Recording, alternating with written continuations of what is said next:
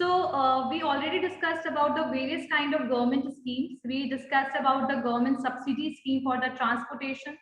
But today, in today's class, we are going to complete the topic that is entrepreneurial culture. What is the meaning of culture and how or why culture is important for entrepreneurs? So we all know like what is culture? Culture is basically culture is our beliefs, our ethics, our environment where the peoples are living together, right? It's a culture. But the culture is in a diversified form. Like हर एक जगह के लिए अलग अलग culture है आपके बिहार का culture अलग है कल्चर जो है that is basically helpful for making the community के लिए ठीक है कम्युनिटी का अलग कल्चर होता है सोशल ग्रुप का अलग कल्चर हो सकता है that is known as the atmosphere where the people are basically living or we can say the people are interacting or people started believing, right? So what is entrepreneurial culture? So culture एक तरीके से आपको entrepreneurship जो है entrepreneurs हैं आपके जो हैं उनको एक तरीका एक behavior develop करने में help करेगा कि if the person is starting a business in a particular area what kind of culture the people are following there. So that is helpful for understanding that as well as it will help you to develop a behavior, right? एक minute ना हाँ ठीक है. So basically entrepreneurial जो culture है ये एक बोल सकते हैं नॉर्मेटिव पैटर्न को डेवलप करने में हेल्पफुल है ठीक है ट्रेडिशंस के लिए बिहेवियर के लिए कि हम किस तरीके से इंडस्ट्रीज को वेंचर को एस्टैब्लिश करें particular areas it may be assumed. So ये कल्चर जो है it will helpful for identifying the entrepreneurial behaviour regarding बहुत सारी चीजों को लेकर डिसीजन मेकिंग से रिलेटेड डिसीजन मेकिंग कहाँ पर बिजनेस शुरू करना है कौन सा बिजनेस शुरू करना है कौन सा प्रोडक्ट मार्केट में सेल हो सकता है उसके अलावा आपके मार्केट कौन सा हमारे लिए पोटेंशियल मार्केट है ठीक है if the person who is selling the ghagra they want to sell it in Rajasthan because that is the place where that will be easily acceptable, right? So we can say that here the entrepreneurial culture is something which is helpful for developing the behavior of the consumer pattern and the decision making related to what related with the basically what kind of business what is the potential market how we can develop the strategy and for calculating the risk and opportunity the culture is very much important entrepreneurial culture is very much important. Here the entrepreneurship जो है that is मतलब बोल सकते हैं ना कि उस जो we are focusing इतनी so entrepreneurial culture किस चीज के लिए important है ये clear हो गया और किस तरीके से वो helpful है and entrepreneurship culture जो है that is also help you to develop the culture within the organization as well. So for internal environment as well as for the external environment the entrepreneurial culture have a prominent position in short. ठीक है अगर हम देखें culture को अगर हम ध्यान दें तो it will help you for the opportunities it will help you to develop the competency और capability increase करने में मार्केट में एक्सेस करने के लिए रिसोर्सेस और उसके अलावा कह सकते हैं हम कि like it will also helpful for the motivation it is helpful for the style it is helpful for the attitude of the entrepreneurs so basically it is not only useful for decision making for behavior but it is also helpful for the psychological things like motivation के लिए personality attitude कैसा develop करना है कैसे traits होने चाहिए उसके अलावा मतलब ये सारी चीजों के लिए the entrepreneurial culture is important or we can say like because of these things we can develop the entrepreneurial culture as well. So here so the entrepreneurial culture यहाँ पर कुछ factors दिए हुए हैं that is related with the Arab entrepreneurs can किस तरीके से 3 factors दिए हुए हैं how we can hold in consolidations of the entrepreneurial culture. ठीक है इसको छोड़ देते हैं इतना जरूरत नहीं है तीनों का बट यहाँ पर एक मॉडल दिया हुआ है इस चीज को ध्यान से देखिएगा ये मॉडल जो है this one is the very important. So what is modern of the entrepreneurial culture that how we can develop the entrepreneurial culture, right? And how it is going to work in this. So we can basically we can develop the entrepreneurial culture by बोल सकते हैं family support, political connections, technology, labor, ठीक है capital, ability to raise capital, all these things comes under the resources. So how we are going to basically develop the entrepreneurial culture by using these resources. ये सारे resources है, family का support, आपके capital ability, कैसे fund raise कर सकते हैं, technology कैसे रेज, टेक्नोलॉजी को कैसे हेल्प ले सकते हैं, लेबर का। उसके अलावा there is something like environment, environment से रिलेटेड कैसा एनवायरनमेंट होना चाहिए, मतलब एंटरप्रेन्योरियल कल्चर के लिए ये सारे basically these all are not, these are the factors, basically ये सारे फैक्टर्स है आपके एंटरप्रेन्योरियल कल्चर के। कौन कौन सा फैक्टर हुआ? फैमिली, आपका फैमिली सपोर्ट, आपका पॉलिटिकल कनेक्शंस वगैरह, टेक्नोलॉजी, लेबर, ये रिसोर्सेज में आया। एनवायरनमेंट को अगर हम देख ले तो आपका ज्योग्राफिकल लोकेशन क्या होना चाहिए, कहाँ इंडस्ट्री का लोकेशन होना चाहिए, कैसा मार्केट होना चाहिए, फिजिकल अपीयरेंस या physical infrastructure related with the buildings, machineries and all. Entrepreneurs के कॉन्टैक्ट्स किसके साथ, मतलब ये सारे फैक्टर्स, एंटरप्रेन्योर के कॉन्टैक्ट कैसे हैं आपके कस्टमर्स के साथ, आपके सप्लायर्स के साथ, तो ये एनवायरनमेंट कैसा है। उसके अलावा आपके वैल्यू एंड नॉर्म्स क्या है, फैमिली वैल्यू क्या है, विलिंगनेस कितना है, यानी आप रिस्क लेने के लिए कितना रेडी हो, आपका इंटीग्रिटी, इंडिपेंडेंस बिहेवियर कैसा है, प्रोफेशनलिज्म कितना है आप में। So these all are the factor which is helpful for developing the entrepreneurial culture. Like entrepreneurial culture is something which is basically the factors are affected through, जो factors है वो external factors भी है, internal factors भी है, psychological factors भी है। ये सारे factors are responsible for the psychological ये सॉरी environmental जो आप बोल सकते हैं ना entrepreneurial culture के लिए important है। साइकोलॉजिकल मैं इसलिए कह रही हूँ because the beliefs of the entrepreneurs is something, the attitude of the entrepreneur is something which is helpful for the developing the entrepreneurial culture. एक कल्चर हम कैसे डेवलप कर सकते हैं अपने कंपनी में, अपने बिजनेस में, और उनको कौन कौन से फैक्टर्स इफेक्ट कर सकते हैं।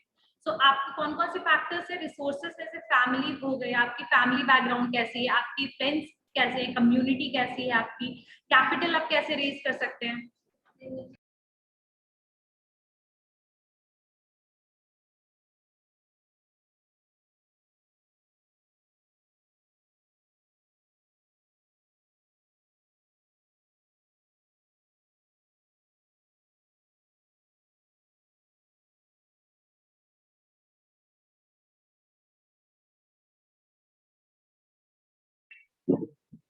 Hello ma'am.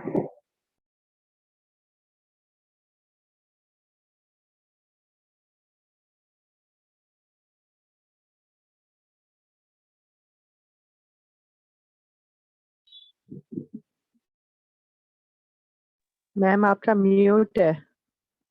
Everyone is like they are believing on that company, right? So the distrust of establishment is related with the credibility of your company, मतलब आपकी कंपनी पे कितना ट्रस्ट कंज्यूमर करते हैं। क्लियर हो गई बात? आपकी कंपनी की क्या वैल्यूज हैं, आपने कैसा एटमॉस्फेयर क्रिएट किया अपने एम्प्लॉइज के लिए, कंज्यूमर के लिए, कि like the people are trusting on. Clear हो गया नमन? मैम ये सिंपली तो ये is the goodwill of your company, how much company मतलब how much consumer are believing on, it is related with that, ठीक है। नेक्स्ट वन, सो बेसिकली जो entrepreneurial organisational culture है, एंटरप्रेन्योरियल कल्चर तो ये तीन तरीके से हम डेवलप कर सकते हैं, रिसोर्सेज से, वैल्यू नॉर्म से, एनवायरनमेंट से। सबसे पहला रिसोर्सेज में जो फैमिली सपोर्ट है, यानी आपकी फैमिली का क्या सपोर्ट है, कितना वो आपको, आप पे बिलीव करते हैं that what you are doing, ठीक है, उस पे कितना ट्रस्ट है उनको। आपकी फैमिली का स्टेटस क्या है रिलेटेड विद दैट, आपका कितना कनेक्शन है पॉलिटिशियंस वगैरह से, आप में कितनी कैपेबिलिटी, आपके पास कितनी रिसोर्सेस है जिसके थ्रू आप कैपिटल रेज कर सकते हो, टेक्नोलॉजिकल नॉलेज या टेक्नोलॉजी को यूटिलाइज करना कितना, मतलब टेक्नोलॉजी अभी मार्केट में क्या चल रहा है उस हिसाब से। Next one is related with the labour, like availability of the labours, यानी कितने सारे आपके पास वर्कफोर्स या बोल सकते हैं ना स्किल्ड पीपल और अनस्किल्ड पीपल अवेलेबल है।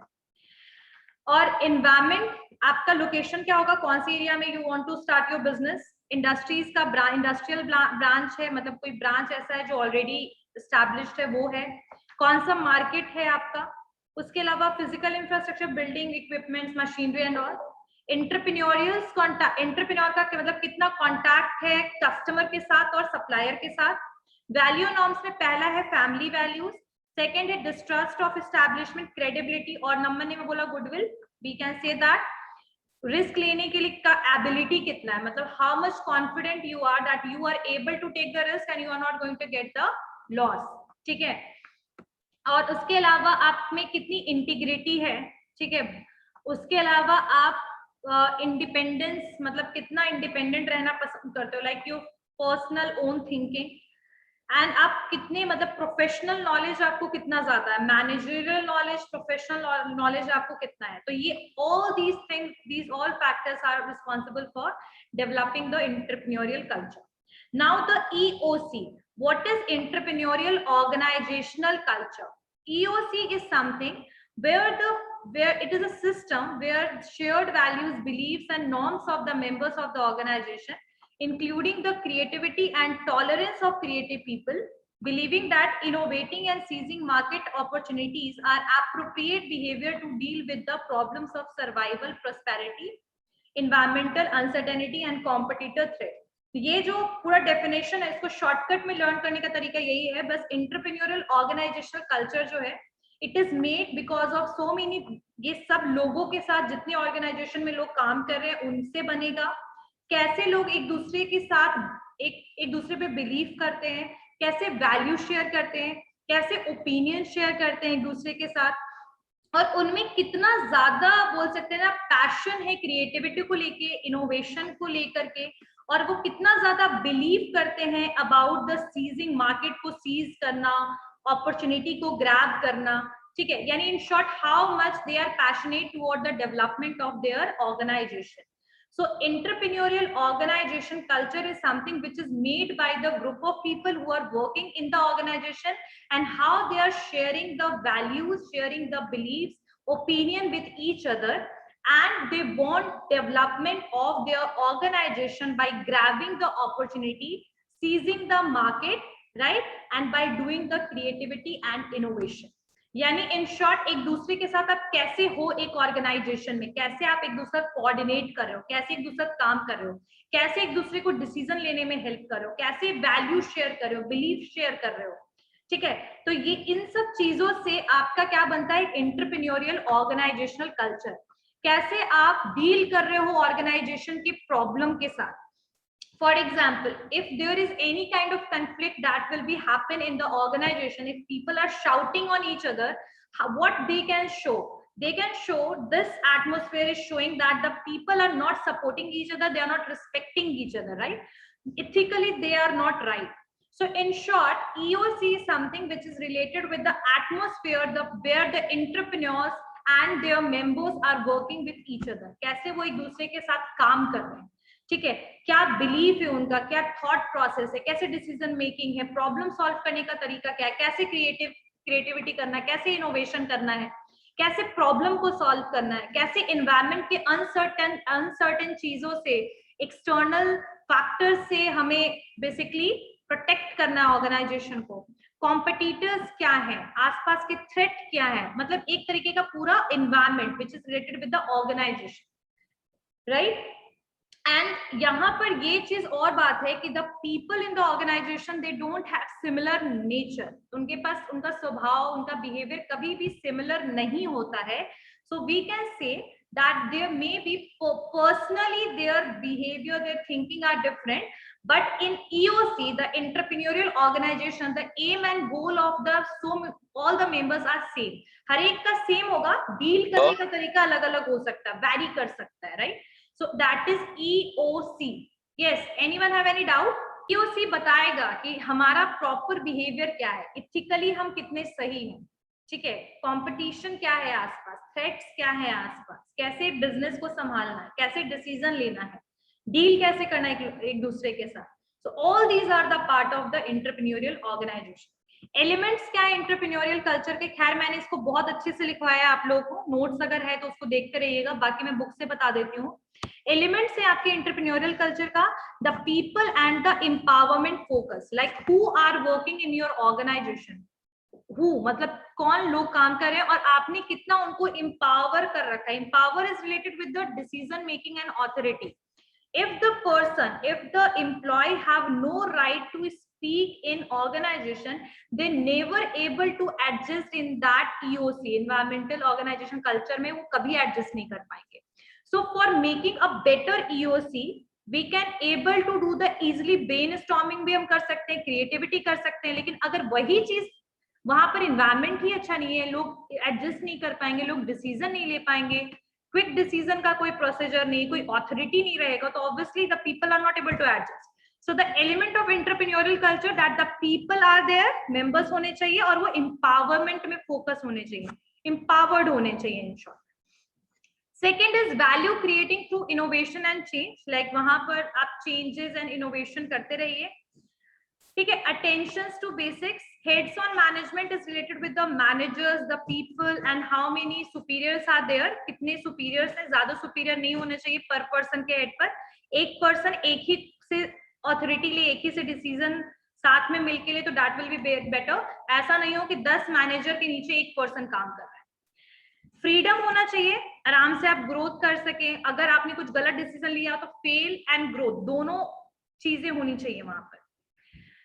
उसके अलावा you commencement and personal responsibilities, and उसके अलावा आप रिवॉर्ड सिस्टम भी आप इंक्लूड कर सकते हैं. Emphasis on future related with the growth of the employees and adaptability, like how employees are able to adapt the new changes, new things in the organization. And doing the right things, they have to be directed toward for doing the right things in the organization and taking the decisions strategically.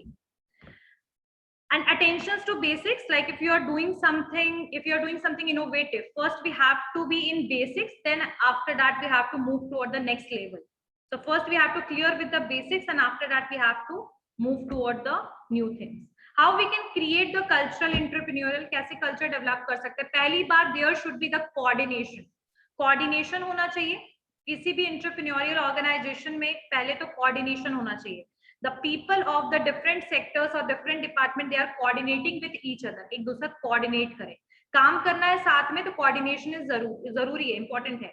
For example, if there are 4-5 departments, human resource, marketing, sales और MR, market research, बहुत सारे departments हैं. If they are not coordinating, how we can get the effective idea about the sales, about the how we can do the sales forecasting, how we can analyze the demand, how we can understand the consumer behavior, है ना. ये सब चीज तो हम समझ नहीं पाएंगे. तो first coordination should be there.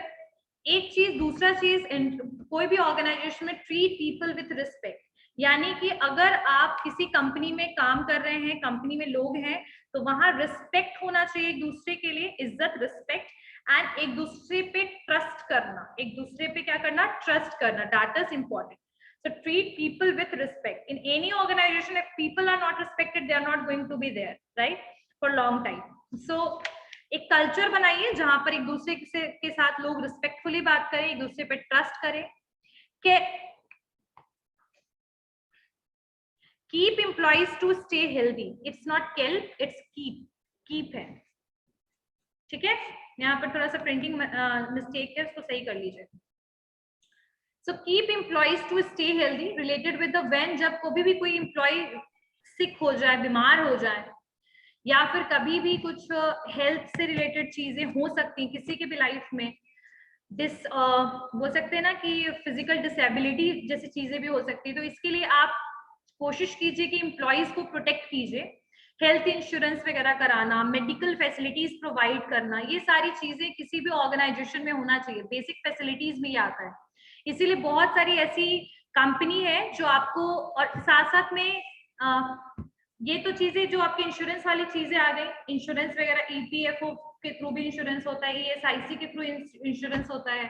ठीक है. एम्प्लॉयज स्टेट इंश्योरेंस कॉर्पोरेशन कहते हैं ESIC को. तो ये सब के थ्रू आपको अपने एम्प्लॉइज को हेल्दी रखने के लिए, या फिर बोल सकते हैं कि अपने एम्प्लॉय को हैप्पी रखने के लिए, in short, you have to provide them insurance facilities, you have to provide them sick leave, and even you have to provide the 100% employees health plans वगैरह भी आप उनको प्रोवाइड कर सकते हैं. ठीक है. और बहुत इंश्योरेंस कराइए जिसमें ज्यादातर उनके जो सिक लीव्स वगैरह जो है वो कवर हो जाए.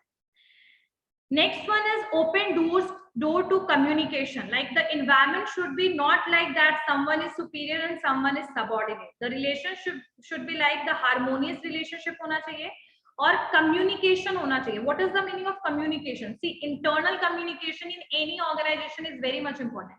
Internal communication is यहाँ पर टॉप लेवल है, मिडिल है और नीचे सबसे लोअर लेवल है. तो ये जो तीनों लेवल हैं आपके, जो तीनों लेवल हैं, इसमें आपकी कोऑर्डिनेशन होना चाहिए और साथ साथ में एक दूसरे से लोग कम्युनिकेट कर पाए. अगर मुझे कोई प्रॉब्लम है तो I can communicate with the manager. If I have problem I can communicate with the director.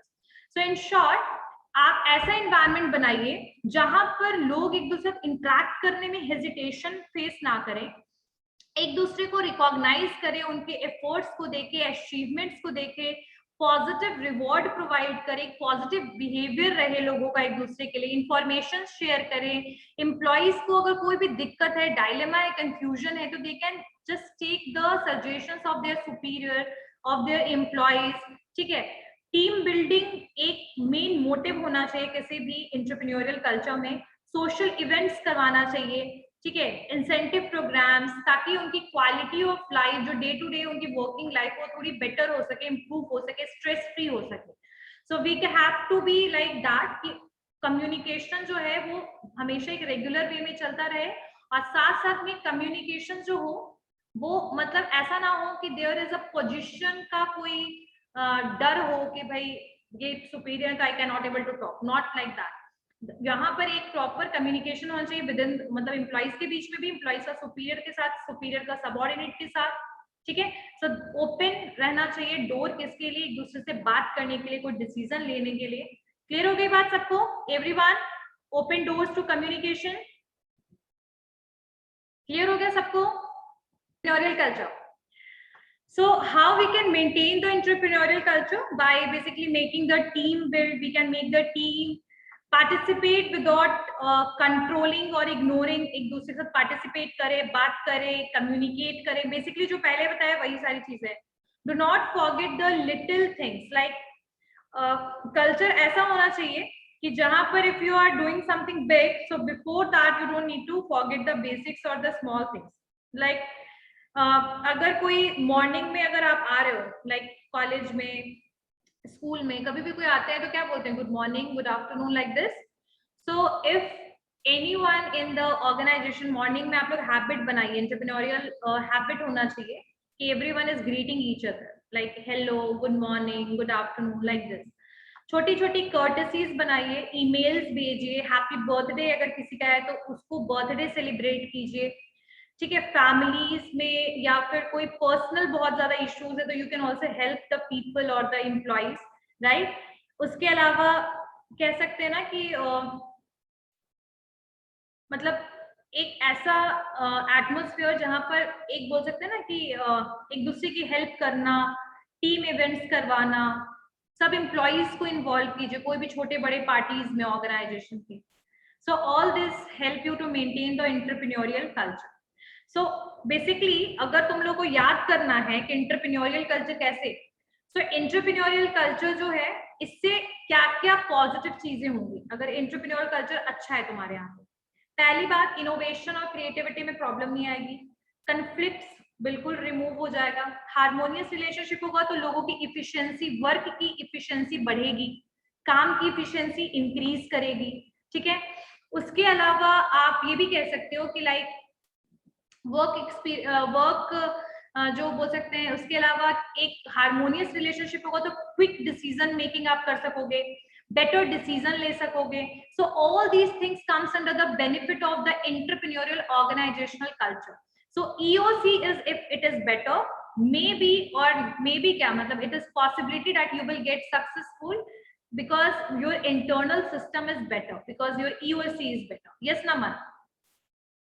Ma'am benefits में दो चीज और भी तो बोल सकते हैं. अगर सभी इफिशियंसी से काम हो रही है तो ओवरऑल ऑर्गेनाइजेशनल प्रोडक्शन बढ़ेगा जो हम लोग प्रोड्यूस कर रहे हैं. और second ma'am, employ turnover decrease हो रहा. बिल्कुल. एम्प्लॉय का टर्नओवर डिक्रीज होने का मतलब क्या होता है? जो एम्प्लॉइज बीच बीच में छोड़ छोड़ के चले जाते हैं ना कंपनीज वगैरह को, वो रिड्यूस हो जाएगा आपका. Because the people will be happy, the people will be satisfied. If they are satisfied in your organisation, they don't want to leave it. and if they are not leaving, you don't need to hire the new colleagues, new people, right? हाँ, ये सारी चीजें जो भी है वो EOC के benefits में आएगा। और EOC को कौन कौन से फैक्टर्स अफेक्ट करते हैं? तो इन्वायरमेंट, ठीक है, कहाँ पर आपका ऑफिस है, लोकेशन क्या है, एरिया क्या है, इंफ्रास्ट्रक्चर, रिसोर्सेज क्या है, नॉर्म्स क्या है, आपके वैल्यूज क्या है, ये सारे फैक्टर्स। और एंटरप्रेन्योरल ऑर्गेनाइजेशन को हम कैसे मेंटेन कर सकते हैं और ये कैसे बेनिफिशियल है लोगों के लिए, पीपल के लिए और ऑर्गेनाइजेशन के लिए। तो ये तीनों चीज याद रखना। Next is Kakinada experiment. Motivation का एक हिस्सा है। इसमें मैम आंध्र प्रदेश के मैम इंडस्ट्रियल काकीनाडा डिस्ट्रिक्ट में इसको इम्प्लाई किया गया था। इसमें मैम सैंपल स्पेस के रूप में मैम 52 वर्कर्स को सिलेक्ट किया गया, उनको 3 सेट्स में डिवाइड किया गया और उनपे मैम C8 ट्रेनिंग प्रोवाइड किया जाए। C8 मतलब ma'am small industry extension training, उनमें मैम उनको मोटिवेशन प्रोवाइड किया गया, उनको अप्रेजल दिया गया, उनको रिकग्निशन दिया गया, उनको बताया गया कि आप कहाँ गलत कर रहे हैं, उनको कैसे सुधारा जाए, ये सभी चीज ट्रेनिंग दिया गया। फिर मैम एक लॉन्ग ब्रेक लिया गया 2 इयर्स के बाद। 2 इयर्स के बाद मैम ये चेक किया गया कि जो 52 वर्कर्स थे, on an average other workers के कंपेयर में उनका प्रोडक्टिबिलिटी और उनका बिहेवियर, इवन उनका जो वर्क आउटपुट है वो ज्यादा इनहेंस हो चुका है। तो ओवरऑल कंक्लूजन निकला कि एंटरप्रेन्योरशिप को अर्ली एज में स्टार्ट किया जाए, सो इसके स्कूल के करिकुलम और सिलेबस में ऐड किया जाए। एग्जैक्टली समझ में आया? संभव यस मैम। समझ में आया बेटा? Yes ma'am. So Kakinada experiment, basically that was started in the small district of the Andhra Pradesh, that is Kakinada, and here the people 52 लोगों को चूज किया गया, उनको सेलेक्ट किया गया इंडस्ट्रियल एरियाज के पास से और उनको ट्रेनिंग प्रोवाइड किया गया SIET में, small industrial entrepreneurship extension training. तो यहाँ पर इनको बेसिकली प्रोवाइड किया गया ट्रेनिंग प्रोग्राम, ठीक है। उसके बाद जो इसको ऑब्जर्वेशन था वो तुरंत से नहीं लिया गया, ऑब्जर्वेशन तुरंत नहीं किया गया, लेकिन कुछ चेंजेस और बदलाव देखे गए लोगों में और कुछ सिलेबस था जो एड ऑन किया गया। और वो सिलेबस क्या था बेसिकली कि यहाँ पर पॉजिटिवली एक दूसरे के साथ बात करना है, ठीक है, अपना जो वर्क परफॉर्मेंस है उसका फीडबैक लेते रहना है टाइम टू टाइम। उसके अलावा गोल सेट करना है, लोगों को बताया गया कि आप गोल सेट कीजिए और उस गोल को अचीव करने की कोशिश करते रहिए, राइट। अगर गोल नहीं होगा तो क्या अचीव करोगे? आपके पास अचीवमेंट थ्योरी का कंसेप्ट ही खत्म ना। If you don't have goal, what you are going to achieve, right. So यहाँ पर गोल सेट करने की बात की गई। एक इनकरेज किया गया कि थिंकिंग आप पॉजिटिव रखिए, पॉजिटिवली एक दूसरे से बात कीजिए, ठीक है, पॉजिटिव मैनर में रहिए। और यहाँ पर एक चीज और भी है कि हमेशा फीडबैक पे ध्यान देते रहना, आपके परफॉर्मेंस पे आपको ध्यान देते रहना है। तो इसको 2 साल के बाद फिर वो 52 लोगों की ट्रेनिंग खत्म हुई। आफ्टर 2 इयर्स, 2 साल के बाद इसको बेसिकली हमने ऑब्जर्व किया। उन्होंने ऑब्जर्व क्या किया? किसके थ्रू? टैट के थ्रू, ठीक है। थेमेटिक असेसमेंट टेस्ट हुआ जिसमें उनको कुछ पिक्चर्स दिखाए गए और उस पिक्चर्स से उनसे पूछा गया कि what you understanding through this picture. So they started explaining और elaborating all the things in the positive way, as well as उनका जो ट्रेनिंग सेशन था उसकी वजह से उनकी वर्क और इफिशिएंसी भी बहुत ज्यादा इंक्रीज हो चुकी थी, ठीक है। तो थेमेटिक एप्रिसिएशन जो टेस्ट हुआ वो कहीं ना कहीं that is helpful to understand कि like the people mind is very much affected because of the training program. So we all knows that our background, our financial situation, our family values, our मतलब ये सारी चीजें भी effect करती है entrepreneurs को। But if the person will get the training, that is a more efficient way to make a entrepreneur, to make an entrepreneur, ठीक है। उसके बाद मैक्लेलैंड ने देखा कि जो लोग थे exactly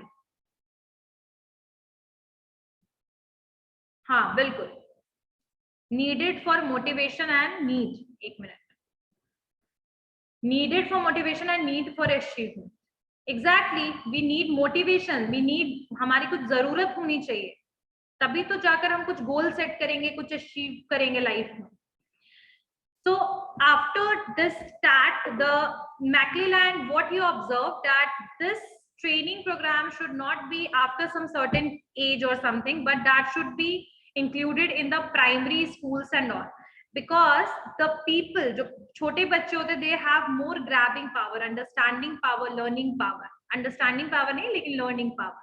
So that's why in so many places like US and all, this syllabus was included in that. So the Kakinada experiment is something which is showing that how if the people are motivated, if the people will get the correct training, then definitely they are easily able to become an successful entrepreneur, and the training is the essential part for this. Those things which is already related with us, family background and all the external factor, that is also matters, but the training program is something which is helpful for developing or for making an entrepreneur. ठीक है, and the belief system of the people is changed because of the training. Belief system बिल्कुल ही बदल गया था लोगों का training वगैरह की वजह से, है ना. So all these things comes under the included under the Kakinada experiment. Clear हो गया?